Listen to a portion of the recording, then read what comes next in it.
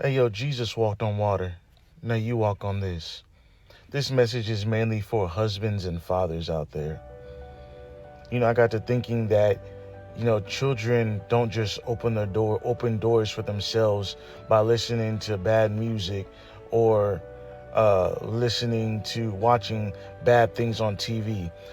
Demonic doors don't just open for children just solely on that way. Yes, that is a way that demonic doors will open for them, but also another way that doors open for them demonically is when husbands and fathers have not destroyed the altars that their fathers built.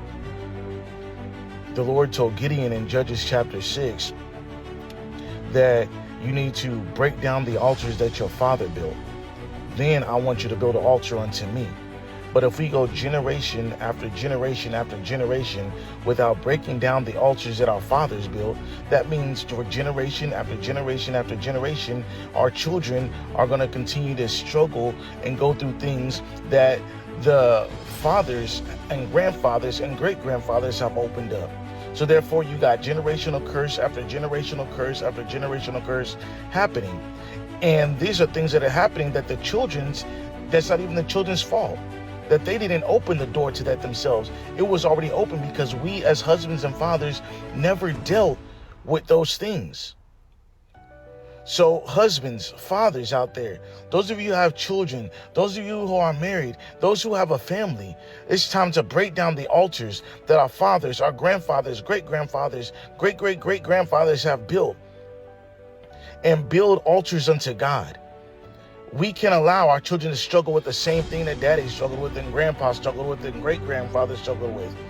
That's not a gift. That's not a prize. That's not okay to say, oh, wait, well, you're just like your dad because you struggle with the same thing, because you got the same sickness, you deal with the same medicine. No, we need to break those altars. We need to break those altars. We need to be free, and we need to break our children free. And the way we do that is we ask the Lord, what altars have our fathers built? What altars have our grandfathers built? What altars have our great-grandfathers built? And then when we find that out, it's time for us to break those down. When we find that out, it's time for us, after we break altars down, to build an altar unto God. First, you build an altar of prayer and an altar of fasting and sacrifice to the Lord. That way your children and your grandchildren and great-grandchildren, if the Lord tarries, will walk in freedom.